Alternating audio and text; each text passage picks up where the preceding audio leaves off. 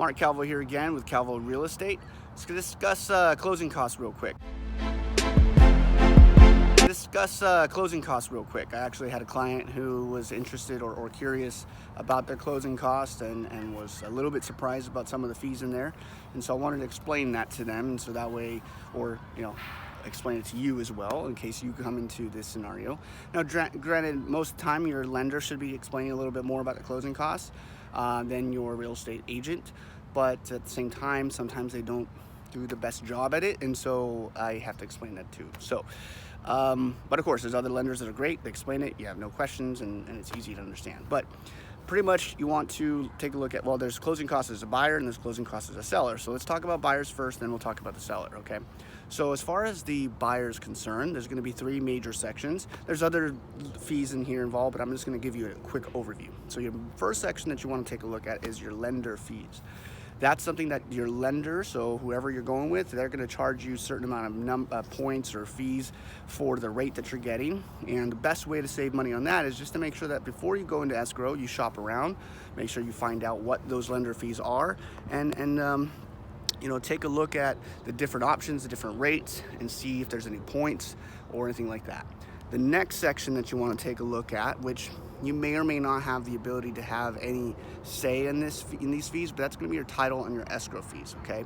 So title and escrow is actually going to be something that when you go into the contract, you're usually going to have an agreement, and most times right now where the market is, where it's a seller's market, the seller has the choice as to who they're going to choose for title and escrow. And usually they're going to get that information from their agent who has maybe some pre-existing relationships. But if for some reason you have the ability to choose and you know that you have a cheaper title company, then you can try and save some money there. But most times you're not really going to save too much because it's not really up to you if you're the buyer. Now, the other section is going to be your prepaid taxes and insurance, or what they call as an impound account. Well, what that is actually, I don't really like to think of that as a closing cost fee, even though it's under your closing costs. But it's not really money that's completely going away. So for example, if you buy your rate down, or if you pay those fees to the lender, that money is going to the lender and you're never going to see it again. But as far as the taxes and insurance prepaid account, yes, it's still money that's going away, but it's not going away right now. And it's inevitable money that you have to pay if you're a homeowner. What I mean by that is you have to pay taxes, and you know that. When you want to go buy a house, you know you're going to need to pay taxes. So the only thing is, you're probably like, I didn't know I had to pay taxes up front. Well, you're not. What you're doing is you're just taking that money, you're putting it into a savings account, and you're waiting for those taxes to be due, and then you're going to go ahead and pay them with that savings account. It's pretty much promising the lender, don't worry, I'm gonna pay the taxes. Here, I show that I'm gonna pay them up front, and we're gonna put this into a savings account so that way I can pay it later, okay? So it's not really like bye-bye money, it's going away. It's money that you have to pay inevitably. Now, let's talk about the closing costs for the seller. The seller now, they're gonna have their closing costs, which is gonna be their sections of the title and the escrow. So most times when you go into a transaction, the seller has title and escrow fees, and you as a buyer have your title and escrow fees, okay?